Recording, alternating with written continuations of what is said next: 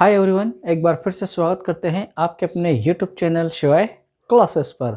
तो जैसा कि आपको पता है, हमने रिवीजन स्टार्ट कर रखा है। उसमें ग्रामर का हमारा सेकंड लास्ट टॉपिक बच रहा है, सिंथेसिस। इस टॉपिक को लेकर बच्चे बहुत परेशान हो रहे हैं, मेरे को बार बार कमेंट कर रहे हैं, पर्सनली बोल रहे हैं कि इस टॉपिक का एक वीडियो बनाओ, इस टॉपिक का एक वीडियो बनाओ, इसमें बहुत दिक्कत हो रही है। तो मैंने डिसाइड किया है कि अब ये वीडियो हमारा सिंथेसिस पर रहने वाला है और मैं आपको विश्वास दिलाता हूँ, इस वीडियो को देखने के बाद आप इस टॉपिक का एक भी क्वेश्चन गलत नहीं करोगे। 2 क्वेश्चन आएंगे, दोनों को आप 100% सही करके आओगे। तो बढ़ते हैं वीडियो की ओर। तो देखो, सिंथेसिस होता क्या है, पहले हम ये जान लें। सिंथेसिस वो होता है जब दो क्लोजेस को हम नॉन फाइनाइट वर्ब का यूज करके या फिर कंजंक्शन का यूज करके एक सेंटेंस में उसे कन्वर्ट करते हैं, वही जो प्रक्रिया है कहलाती है सिंथेसिस। अब नॉन फाइनाइट वर्ब क्या होती है? नॉन फाइनाइट वर्ब वो होती है ऐसी वर्ब जो न तो सब्जेक्ट के अनुसार और न टेंस के अनुसार अपना रूप बदलती है, वही हमारी नॉन फाइनाइट वर्ब कहलाती है। यानी सब जो वर्ब सब्जेक्ट और टेंस कोई सा भी हो, लेकिन जो वर्ब है वो नहीं बदलेगी, उसे ही हम बोलते हैं नॉन फाइनाइट। और अगर बदल जाती है तो उसे हम बोलते हैं फाइनाइट वर्ब, है ना। तो ये इस प्रकार के क्वेश्चन तुमसे नहीं पूछने वाले हैं, केवल आपको ऑप्शन देंगे, वो दो में से एक का आपको सही चूज करके भरना है, उसमें आपका 1 नंबर आ जाएगा। हालांकि सिंथेसिस टॉपिक कोई छोटा मोटा टॉपिक नहीं है, ये फर्स्ट ग्रेड सेकंड ग्रेड में भी है, तो आपको उस अनुसार इसकी स्टडी नहीं करनी है। आपको जो 12th क्लास का एग्जाम में जैसे क्वेश्चन आएंगे उसी के आधार पर हमें इसकी स्टडी वन बाय देखते हैं, 1 बाय 1 सभी कंजंक्शन को। देखो, होने को तो ये टॉपिक बहुत हार्ड है, लेकिन हमारे पास इतना समय नहीं है, इसलिए हम इसको शॉर्ट में और सही तरीके से अध्ययन करने का प्रयास कर रहे हैं, ताकि हमारे एग्जाम में जो 2 नंबर के क्वेश्चन आने वाले हैं उसको हम 2 में से 2 अच्छे से प्राप्त कर लें। तो देखते हैं 1 बाय 1। तो देखो, तुम्हारे जो क्वेश्चन आएगा 2 तरीके से आएगा, या तो वो ब्लैंक स्पेस फिल करवाएगा या फिर कंजंक्शन देकर उनसे वो 2 सेंटेंस को एक सेंटेंस बनवाएगा। ठीक है, तो ये टाइप फर्स्ट में देख रहे हैं हम ब्लैंक स्पेस वाले, फिर टाइप 2 में देखेंगे हम सेंटेंस को जोड़कर एक सेंटेंस बनाना। जैसे जैसे पहला है हमारे पास बोथ एंड, और बोथ एंड का जो कंपैरिजन है वो तुम्हारे इसके साथ ऑप्शन में कुछ भी दे सकता है, नॉट ओनली बट आल्सो भी दे सकता है, नीदर नोर भी दे सकता है और ईदर और भी दे सकता है। तो इन दोनों का कॉम्बिनेशन इन तीनों में से किसी के साथ भी आ सकता है। तो तुम्हें केवल ध्यान ये रखना है कि बोथ एंड अगर आपको यूज करना है तो वो जो वर्ब आएगी, चाहे वो हेल्पिंग वर्ब हो चाहे मेन वर्ब हो, वो हमेशा प्लूरल आएगी। ये ध्यान रखना बस। अगर आप बोथ एंड भरना चाह रहे हो तो जो मेन वर्ब है वो हमेशा क्या आनी चाहिए? प्लूरल ही आएगी, तभी आप इसको भरना, अदरवाइज मत भरना। क्योंकि ये जो 3 अन्य कंजंक्शन दे रखे हैं, इनमें क्या होता है, जो वर्ब और हेल्पिंग वर्ब का प्रयोग हम करते हैं बाद वाले सब्जेक्ट के अनुसार, और जब इसके साथ ऐसा क्वेश्चन देगा तो बाद वाला सब्जेक्ट वो कभी भी प्लूरल नहीं देगा, क्योंकि अगर वो प्लूरल देगा तो वैसे ही वहां पर प्लूरल वर्ब आ जाएगी, इसमें भी और इसमें भी, तो वो ऐसे वो क्वेश्चन नहीं बैठेगा। इसीलिए वो बोथ एंड के साथ इन तीनों में से किसी का भी कॉम्बिनेशन देगा और बाद में जो सब्जेक्ट है वो सिंगुलर देगा। उसके अनुसार फिर हम दोनों में आइडेंटिफाई कर लेंगे अंतर को कि दोनों में से कौन सा सही होने वाला है। जैसे हमने देखा, पहला उदाहरण है, Rohan Sohan are playing cricket. अब देखो, ये जो वर्ब है, वर्ब को नोटिस करना है तुम्हें। तो यहाँ पर वर्ब कौन सी आ गई? प्लूरल आ गई। तो अब प्लूरल आ गई तो कौन सा काम करेगा? यहाँ बोथ एंड वाला करेगा, क्योंकि अगर हमारे पास नॉट ओनली बट आल्सो होगा तो बाद वाले सब्जेक्ट के अनुसार यहाँ पर इज आता, इसलिए न तो नॉट ओनली आएगा, न इधर और आएगा और न नीदर और आएगा, क्योंकि इन तीनों में हम जो सब्जेक्ट के अनुसार वर्ब का प्रयोग करते हैं बाद वाले सब्जेक्ट के अनुसार करते हैं। ठीक है, दूसरा उदाहरण, जैसे space he space she likes singing. अब इसमें ऑप्शन दे रखा है वही बोथ एंड और ईदर और। अब वही बात, आपको वर्ब को देखना है, वर्ब कौन सी यहाँ पर? सिंगुलर है। कौन सी है? वर्ब सिंगुलर है। इसी का मतलब बोथ एंड अब नहीं आएगा, क्योंकि SES ऐड करने पर वर्ब सिंगुलर बन जाती है, इसीलिए हम वहां पर फिर बोथ एंड का प्रयोग न करके जो ऑप्शन में दे रखा है ईदर और या नीदर नोर या नॉट ओनली बट आल्सो देता तो हम उसे भरते हैं। ठीक है, तो यहाँ पर क्या आ जाएगा? ऑप्शन में है ईदर और, तो यहां पर आएगा ईदर ही और शी लाइक सिंगिंग, या तो ये या फिर ये सिंगिंग को लाइक करते हैं। तो इस प्रकार से बोथ एंड का काम खत्म हो गया। थर्ड एग्जांपल को लिया है हमने, एम रीडिंग दिस बुक। अब देखो यहाँ पर आई सब्जेक्ट प्लूरल है, लेकिन आई प्रेजेंट कॉन्टिन्यूअस में ये अलग ही होता है, इसलिए ना तो इसके पास सिंगुलर का ई जाता न प्लूरल का आर आता है, इसलिए मैंने ये उदाहरण यहाँ पर लिखा है। तो अब हमें देखना है कि यहाँ पर बोथ एंड दे रखा है और नीदर नोर दे रखा है, तो हमें ये याद रखना है कि बोथ एंड आएगा तो हमेशा वर्ब कौन सी आएगी, प्लूरल, और प्लूरल इसके साथ की वर्ब क्या होती है, आर। तो आर है क्या यहाँ पर, नहीं है ना, तो आर नहीं है तो बोथ एंड नहीं आएगा, बचा जो ऑप्शन में नीदर नोर आ जाएगा। तो अब बोथ एंड और इन तीनों के साथ का कॉम्बिनेशन इसी के साथ में किसी के साथ में दे सकता है वो, तो बोथ एंड को तुम्हें याद रखना है, बोथ एंड हमेशा प्लूरल वर्ब को फॉलो करती है, और इन जो तीन कंजंक्शन है बाकी ये तीनों के जो सेकंड वाला सब्जेक्ट आएगा उनके अनुसार आपको वर्ब फिल अप करनी है। तो ध्यान रखना इसके अनुसार आपका ये कंजंक्शन वाला क्वेश्चन कभी गलत नहीं होगा। तो आशा करता हूँ समझ में आ गया होगा, और समझ में आ गया है तो वीडियो को लाइक कर लो, चैनल को सब्सक्राइब कर लो, बेल आइकन को भी प्रेस कर लो, ताकि हम जो सिंथेसिस का पार्ट 2 अपलोड करेंगे उसका नोटिफिकेशन आपको मिल जाएगा। और इससे पहले हमने मोस्ट इंपॉर्टेंट 15 क्वेश्चन का वीडियो अपलोड कर दिया है, मात्र 3-3.5 मिनट का है, उसे देख लेना। उसमें से आपके बोर्ड एग्जाम में कम से कम 2 से 3 क्वेश्चन आने वाले हैं, तो 3 से 4 मिनट खर्च करो और उस वीडियो को देखो। उसका लिंक मैंने इसमें डिस्क्रिप्शन में दे दिया है, वहां से भी देख लेना। बढ़ते हैं नेक्स्ट कंजंक्शन की ओर, जो है अपने पास एज एज और सो एज। तो इन दोनों का प्रयोग हम करते हैं पॉजिटिव डिग्री में, लेकिन एजेस का प्रयोग हम करते हैं पॉजिटिव सेंटेंस में, और सो एज का यूज करते हैं हम नेगेटिव सेंटेंस में। तो इस बात को विशेष ध्यान रखना, और ये इंपॉर्टेंट है आपके एग्जाम की दृष्टि से। हो सकता है इन दोनों का में से एक आपके आ जाए, क्योंकि बच्चों को ये माइनर सा डिफरेंस पता नहीं होता है, जब चाहे वो ये लगा देते हैं, जब चाहे ये लगाते हैं। लेकिन आपको ऐसा नहीं करना है, आपको सेंटेंस को देखना है। अगर सेंटेंस पॉजिटिव वे में है तो आपको एज एज यूज करना है, और नेगेटिव में है तो आपको सो एज का यूज करना है। इसके उदाहरण को देखते हैं हम, जैसे सी इज इंटेलिजेंट यू। तो अब इसमें कहीं से कहीं तक तुम्हें नोट नजर आ रहा है क्या, नहीं आ रहा ना, तो इसका मतलब है तुम्हारा ये तो कैंसिल हो गया, ये पॉजिटिव वे में हो गया, तो इसका आंसर क्या आएगा, एज एज।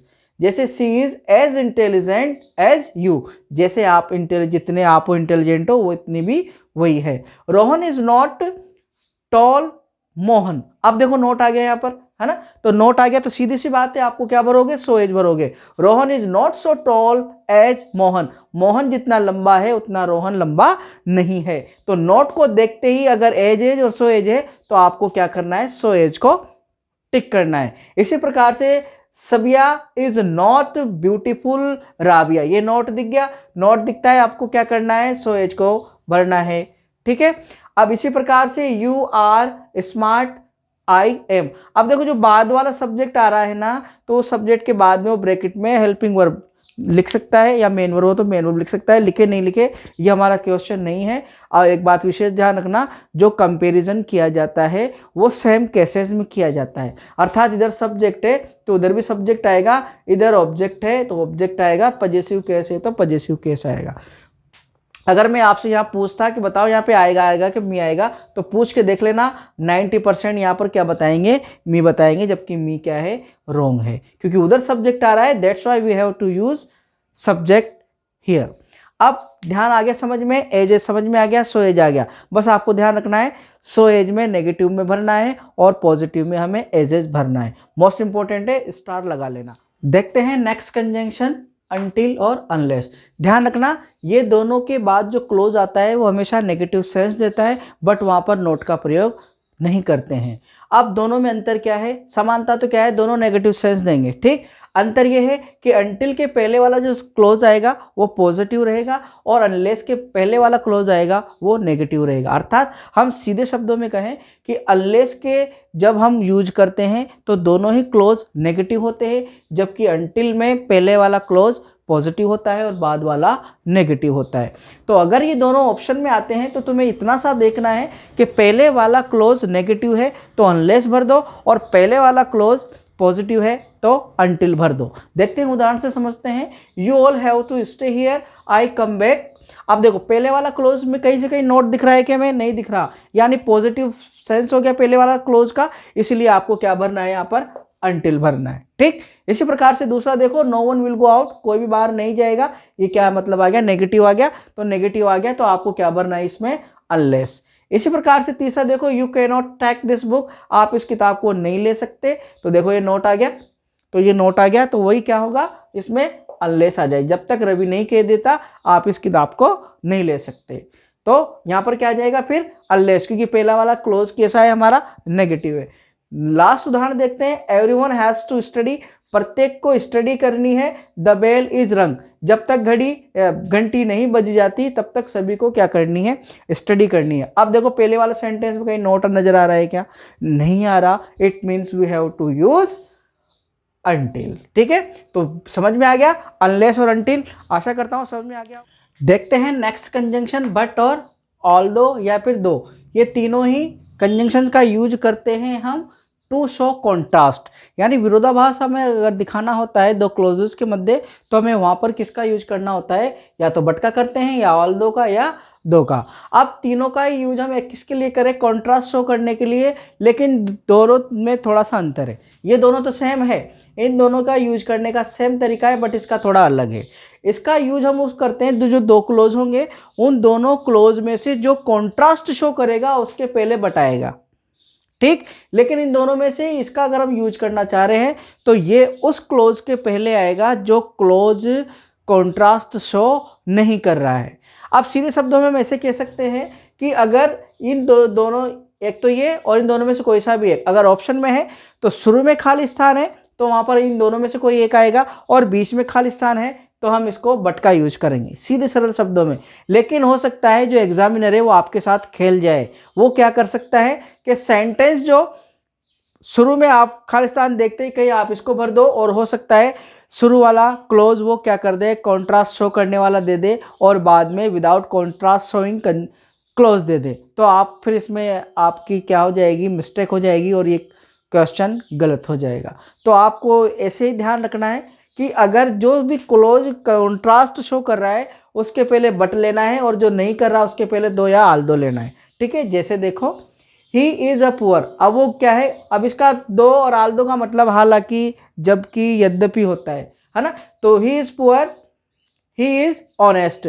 अब कॉन्ट्रास्ट शो कौन सा कर रहा है, वो गरीब है, इसमें कोई कॉन्ट्रास्ट हो ही नहीं रहा, लेकिन वो गरीब होने के बावजूद भी क्या है, ऑनेस्ट है, इसलिए कॉन्ट्रास्ट शो कौन सा कर रहा है, ये कर रहा है। लेकिन यहां पर उसने क्या नहीं दिया, ऑप्शन ही नहीं दिया भरने का, खाली स्थान कहां छोड़ दिया, इसने शुरू में छोड़ दिया, यानी ये वाला जो क्लोज है वो कॉन्ट्रास्ट शो नहीं कर रहा है, कॉन्ट्रास्ट शो यहां कर रहा है, लेकिन उसने यहां कोई जगह ही नहीं छोड़ी, तो बचा क्या, अब यहां पर तुम्हारे क्या भरना है, तुम्हें आल्दो भरना है। ठीक, इसी प्रकार से दूसरा उदाहरण देखो, ही इज अ पुअर, वह गरीब है, बट ही इज ऑनेस्ट। अब इसी उदाहरण को मैंने दूसरे तरीके से लिख लिया, इसीलिए तुम्हें समझाना चाह रहा हूं कि कोई सा भी कंजंक्शन उसके पहले यूज करना है जो कॉन्ट्रास्ट शो करेगा, चाहे वो पहले हो चाहे बाद में हो। पहले बाद का आप ये रट के बैठ जाओ कि खालिस्तान शुरू में आ जाएगा तो आल्दो भर देंगे या फिर दो भर देंगे, और बाद में खालिस्तान आ गया तो बट भर देंगे, लेकिन अगर उसने आपके साथ गेम खेल गया ना तो फिर आपका काम खराब हो जाएगा। इसलिए आपको ध्यान रखना है कॉन्ट्रास्ट शोइंग के साथ हमें बट यूज करना है, और जो नहीं करेगा उसके साथ दो या आल्दो करना है। दूसरा उदाहरण जैसे ये इज पुअर, वह गरीब है, अब यहाँ पर वो हम आल्दो भरते हैं लेकिन ये दिया ही नहीं इसने स्पेस, स्पेस कहाँ दिया है इसने यहाँ पर, इसलिए कॉन्ट्रास्ट शोइंग कॉन्ट्रास्ट ये क्लोज है, इसलिए यहाँ पर क्या आ जाएगा, बट। तीसरा उदाहरण है ही इज वीक, वह कमजोर है, he can fight with anyone, लेकिन वो फिर भी किसी भी साथ लड़ सकता है। अब देखो वीक कमजोर है तो इसमें कोई कॉन्ट्रास्ट तो है ही नहीं, लेकिन गरीब कमजोर होने के बाद भी वो लड़ सकता है किसी के साथ भी, तो ये है कॉन्ट्रास्ट शोइंग कंजंक्शन। तो यहाँ पर अगर खालिस्तान देता तो यहाँ हम बट भरते, लेकिन वो गरीब है, वो गरीब क्या कमजोर है, तो इसमें कोई कॉन्ट्रास्ट शो नहीं हो रहा है, इसलिए आप यहाँ पर क्या भरोगे, दो का प्रयोग करोगे। ठीक, चौथा उदाहरण है I do not play with Ram, he is my best friend. अब ये जो क्वेश्चन है मैंने तुम्हारे लिए छोड़ा है, इस क्वेश्चन का आंसर तुम्हें कमेंट बॉक्स में बताना है कि तुम्हें देखे बट आल्दो या दो का अच्छे से आया या नहीं आया। अगर तुमने इसका आंसर सही कमेंट किया तो मैं समझ जाऊंगा तुम्हें बट और दो आल्दो में से अब तुम्हारा क्वेश्चन गलत नहीं होने वाला है। इसको हल करने से पहले आपको विशेष बात ये ध्यान रखना है कि जो भी क्लोज कॉन्ट्रास्ट शो करेगा उसके पहले बट का, और जो नहीं करेगा उसके पहले आल्दो या दो का प्रयोग करना है। देखते हैं नेक्स्ट, और मुझे उम्मीद है कि ज़्यादातर विद्यार्थी इसका आंसर सही कमेंट करेंगे। नेक्स्ट कंजंक्शन है हमारे पास एंड और। तो एंड का मतलब होता है और का मतलब होता है या अथवा। एंड का प्रयोग करते हैं हम किस लिए, कब करेंगे, जब प्लूरल होगी वर्ब। वर्ब कौन सी होना चाहिए, प्लूरल होना चाहिए, और में जो वर्ब होगी वो सेकंड सब्जेक्ट के अनुसार होगी। ठीक है, तो हम इन दोनों को देखकर पता लगा लेंगे कि ये एंड आएगा या और आएगा। ठीक है, तो ध्यान रखना एंड का प्रयोग हमेशा प्लूरल वर्ब होगी तो करना, और का प्रयोग हम बाद वाले सब्जेक्ट के अनुसार जो वर्ब आएगी वो कर लेंगे। फिर वही जो पहला उदाहरण देखा था हमने उसी से रिलेटेड है। इसमें क्या करेगा, वो बाद वाला सब्जेक्ट कभी भी प्लूरल नहीं देगा, क्योंकि अगर बाद वाला सब्जेक्ट प्लूरल देगा तो फिर ये भी सही हो जाएगा और ये भी सही हो जाएगा, इसलिए इसमें वो बाद वाला सब्जेक्ट सिंगुलर देगा, है ना। तो देखते हैं उदाहरण से समझते हैं। अमन कमल आर स्लीपिंग। अब देखो वर्ब कौन सी आ रही है, यहाँ पर आर आ रही है, इसलिए यहाँ पर प्लूरल वर्ब आ रही है, तो एंड आएगा कि और आएगा, एंड आ जाएगा, क्योंकि अमन और कमल सो रहे हैं। दूसरा उदाहरण, he space she is reading English. अब देखो वर्ब कौन सी आ रही है, सिंगुलर वर्ब आ रही है, किसके अनुसार, बाद वाले सब्जेक्ट के अनुसार। ठीक है, अब इससे हमें मतलब नहीं है, हमें बाद वाले सब्जेक्ट से मतलब है, इसके अनुसार वर्ब आ रही है तो हमें फिर क्या भरना है, ये भरना है, और या तो वो या फिर ये इंग्लिश पढ़ रही है। ठीक, इसी प्रकार से तीसरा उदाहरण, you space I am watching TV. अब देखो इसमें प्लूरल वर्ब आ रही है तो एंड भर लो, और बाद वाले सब्जेक्ट के अनुसार आ रही है तो आर भर लो। तो देखो बाद वाले के साथ क्या आ रही है, एम। अब अगर ये प्लूरल होता दोनों तो यहाँ पर क्या कर आर आता, तो हम क्या भर लेते, एंड भर लेते, तो यहाँ पर भी क्या आ जाएगा तुम्हारा, और आ जाएगा। सुमन कविता हैव डन दिस वर्क। अब देखो ये हेल्पिंग वर्ब कौन सी आ गई, प्लूरल आ गई। अब प्लूरल आ गई तो हमें क्या भरना है, यहाँ पर एंड भरना है, यानी सुमन और कविता ने ये काम कर लिया है। तो ये हो गया हमारा एंड और दोनों हो गया। बहुत सरल है, कोई दिक्कत नहीं है, अच्छे से दोबारा पढ़ लेना समझ में नहीं आए तो। और वीडियो अच्छा लग रहा हो तो लाइक कर लो, अपने सभी फ्रेंड्स के साथ शेयर भी कर लो, ताकि वो खुद भी घर बैठे आराम से इस टॉपिक को अच्छे से पढ़ सके और एग्जाम में सही स्कोर कर सके। देखते हैं नेक्स्ट कंजंक्शन, इफ और एज सून एज। इफ का मतलब क्या होता है, यदि अगर मगर। एज सून का जो ही या जैसे ही। तो ध्यान रखना इफ का इंपॉर्टेंट कंजंक्शन है, आ सकता है। इफ के साथ कोई सा भी कंजंक्शन का कॉम्बिनेशन दे, आपको केवल इफ का ध्यान रखना है। इफ का प्रयोग इफ का यूज करते हैं हम कंडीशनल सेंटेंस में करते हैं।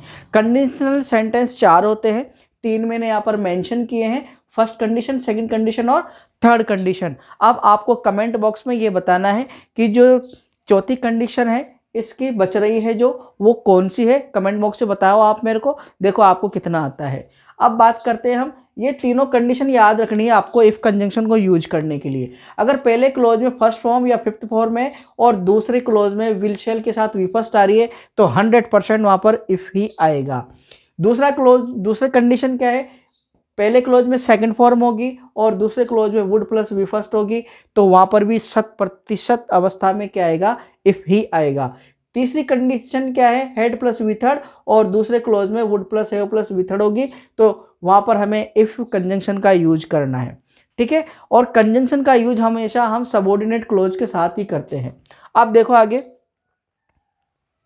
पहला उदाहरण देखना है हमें, उदाहरण से समझते हैं। पहला देखो, you call me I will come to you. अब देखो पहले वाली में वी फर्स्ट आ गई, दूसरे क्लोज में विल प्लस वी फर्स्ट आ गया, है ना। तो हमें पता चल गया कि भाई ये इफ वाला नियम काम कर गया, तो यहाँ पर क्या आ जाएगा, इफ आ जाएगा। मैं इस प्रकार से तुम्हें समझाने का प्रयास कर रहा हूँ ताकि हमें सेंटेंस का अर्थ आए चाहे नहीं आए, हमें तो केवल नंबर लेने हैं, बात खत्म, दैट्स इट, है ना। इसी प्रकार से दूसरा उदाहरण देखो, आई सा द लोयन आई रेन अवे। अब देखो यहाँ पर सेकेंड फॉर्म आ रही है, ठीक है, यहाँ पर सेकंड फॉर्म काम कर रही है, लेकिन यहाँ पर वुड प्लस वी फर्स्ट नहीं आ रही है, इसका मतलब ये इफ का फॉलो नहीं हो रहा है, इसलिए यहाँ पर क्या आएगा, एज सून एज, यानी जैसे ही मैंने लोयन देखा आई रेन अवे, मैं वहां से भाग गया। तीसरा उदाहरण देखो, I would marry with to. अब देखो मैंने कल प्रेपोजिशन का एक वीडियो अपलोड किया था, है ना, 21 मिनट का है, बहुत इंपॉर्टेंट है। अब प्रेपोजिशन का ये क्वेश्चन मैं तुम्हारे लिए छोड़ रहा हूँ, उसमें कल वाले वीडियो में बताया था विद मेरी के साथ विद भी आता है और टू भी आता है। अब तुम्हें मुझे कमेंट बॉक्स में करके बताना है कि यहाँ पर विद आएगा या टू आएगा, ठीक है। तो आई वुड मेरी, मैं पढ़ नहीं रहा, अभी पढ़ देता, तुम पता लगा लेते। हर खालिस्तान शी वर माई बिलविड। अब देखो यहाँ पर ये वुड प्लस क्या आ रहा है, फर्स्ट फॉर्म आ रही है ये वाली, और ये सेकंड फॉर्म इधर आ गई है ना। बी वर्ब की सेकंड फॉर्म क्या होती है, वॉज वर, और थर्ड होती है बीन, फर्स्ट होती है इज आर एम। तो ये हो गया हमारी फर्स्ट सेकंड फॉर्म आ गई। अब इसका ये ध्यान रखना, ये मैंने इसलिए ऐसे लिखा है क्योंकि बहुत से बच्चों के माइंड में गलतफहमी बैठी हुई है कि इफ का प्रयोग हम वाक्य के शुरू में ही करते हैं। ऐसा नहीं है, जो भी डिपेंडेंट क्लोज होता है उसी के साथ इफ का प्रयोग हम करते हैं। तो यहाँ पर क्या आ जाएगा तुम्हारा, ये सेकंड वाली कंडीशन फॉलो हो रही है, तो यहाँ पर भी क्या आ जाएगा, इफ आ जाएगा। लास्ट उदाहरण देखो, she had reached the house on time. ये आ गए हमारे पास हेड प्लस वी थर्ड दे रखा है किधर, येरी, और इधर would have plus V third आ रहा है क्या, तो ये आ रहा वुड हैव और वी थर्ड। तो हमें क्या भर देना है, यहाँ पर इफ भर देना है, ठीक है। तो इफ का एक मोस्ट इंपॉर्टेंट क्वेश्चन बन रहा है, चाहे तुम्हें उसका अर्थ आ रहा हो नहीं आ रहा हो, तुम्हें केवल कंडीशन ध्यान रखनी है। ये तीनों कंडीशन में से कोई भी एक कंडीशन अगर फॉलो हो रही है तो वहां पर 100% इफ ही आएगा, इसके अलावा और दूसरा कोई कंजंक्शन वहां काम नहीं करेगा। तो क्या होगा, अगर वो घर समय से पहुंच जाती तो पिताजी उसे नहीं डांटते, ठीक। दूसरा उदाहरण देख लिया, आई वुड मेरी हर, मैं उससे शादी करता, शी वर माई बिलविड, अगर वो मेरी बिलविड होती तो मैं उससे शादी करता। नेक्स्ट देखते हैं टू टू और सो दैट। ये बहुत ज़्यादा उदाहरण में दे रखा है, संजीव हो चाहे एक्सलेंट हो, दोनों की जो डेक्स वर्क है उसमें सो दैट और टू टू का बहुत दे रखा है, बहुत सारे उदाहरण दे रखे हैं इसके। तो ये देख लो वीडियो आप, ये वाला 2-4 एग्जाम, इसका आप क्वेश्चन जिंदगी भर गलत नहीं करोगे, ठीक है। तो दोनों का प्रयोग, इसका प्रयोग क्या होता है, ध्यान रखना, इसका टू टू का प्रयोग कब करेंगे, जब सेकंड सेंटेंस में खालिस्तान के जस्ट बाद क्या होगी, वी फर्स्ट। अगर खालिस्तान के कास का जो दूसरा क्लोज है उसमें, और अगर दूसरे क्लोज में खालिस्तान के बाद सब्जेक्ट आ रहा है तो सो दैट भरना है, that's it, this is very सरल, ओके। उदाहरण से समझ लो, या फिर एक बार और समझ लो कि टू टू का प्रयोग आपको तब करना है जब दूसरे क्लोज में जो खालिस्तान दे रखा है उस खालिस्तान के बाद वी फर्स्ट आ रही है, that time you have to fill up to two. और अगर दूसरे क्लोज में खालिस्तान के बाद अगर सब्जेक्ट आ रहा है तो that time you have to fill up so that, ठीक। उदाहरण से समझो, जैसे रमन इज टायर्ड खालिस्तान वो, अभी दूसरा क्लोज स्टार्ट हो गया, अब दूसरे क्लोज में खालिस्तान के जस्ट बाद क्या आ रहा है, वी फर्स्ट। वी फर्स्ट है कि नहीं है, वी फर्स्ट है, तो क्या भरना है आपको, टू टू, ठीक। इसी प्रकार से दूसरा देखो, यू आर पुअर, और दूसरे खालिस्तान के बाद फिर क्या आया, ये वर्ब है क्या, नहीं है, ये क्या है, सब्जेक्ट है, इसलिए यहां पर आपको क्या बनना है, सो दैट। तीसरा उदाहरण देखो, सी इज ब्यूटीफुल टू हैंडल, तो यहां पर हैंडल वी फर्स्ट है, अब वी फर्स्ट है तो क्या आएगा, टू टू, ठीक। दूसरा देखो, he was in Khalistan, he could not join this party, अब दूसरे खालिस्तान के बाद क्या आ रहा है, सब्जेक्ट आ रहा है, सब्जेक्ट आ रहा है तो क्या भर दो, so that. This is very सरल।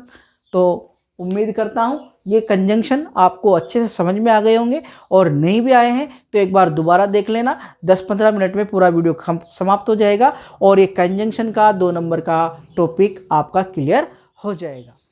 ये कंजंक्शन से रिलेटेड हमारा वीडियो आज कंप्लीट हो गया है, और इस वीडियो को आप दोबारा देख लेना, कहीं कुछ समस्या हो तो, ताकि हमारा जो एग्ज़ाम है उसको हम अच्छे से सॉल्व कर सकें। इसमें से बाहर तुम्हारा क्वेश्चन नहीं जाएगा सिंथेसिस से लेकर, क्योंकि हमने सारे लगभग सारे ही सॉल्व कर लिए हैं, और उन जो डबल कॉम्बिनेशंस में जो कंजंक्शंस के डिफरेंस है उन डिफरेंसेस को हमने अच्छे से क्लियर कर लिया है। अब आप सभी इस वीडियो को एक बार दोबारा देख लेना और नोट्स बना लेना, ताकि हमें दोबारा देखने की आवश्यकता नहीं पड़े। और अभी तक आपने हमारे चैनल को सब्सक्राइब नहीं किया है तो सब्सक्राइब कर लो, बेल आइकन को प्रेस कर लो, ताकि नेक्स्ट वीडियो के नोटिफिकेशन आपको मिल जाए। अब जितने भी वीडियो बचे हुए हैं राइटिंग पार्ट में हमने लेटर है वो करवा दिए हैं, डिस्क्रिप्शन में पड़ा हुआ है, और रिपोर्ट्स है, सारी रिपोर्ट हमने करवा रखी है, वो भी डिस्क्रिप्शन में रखी हुई है। और नोटिस हो गया, एडवर्टाइजमेंट हो गया, ये भी हमने करवा दिए हैं। तो वो सभी डिस्क्रिप्शन में आप देख लेना और वहाँ से उनको अच्छे से पढ़ लेना। अब हमारा जो बच रहा है रिप्लाई का टॉपिक बच रहा है, रिप्लाई का वीडियो मैं कल अपलोड कर दूंगा, उसको भी देख लेना, ताकि रिप्लाई का जो 4 नंबर का क्वेश्चन आने वाला है उसको भी आप क्लियर कर लेना। तो मिलते हैं फिर नेक्स्ट वीडियो में, तब तक जय हिंद जय भारत।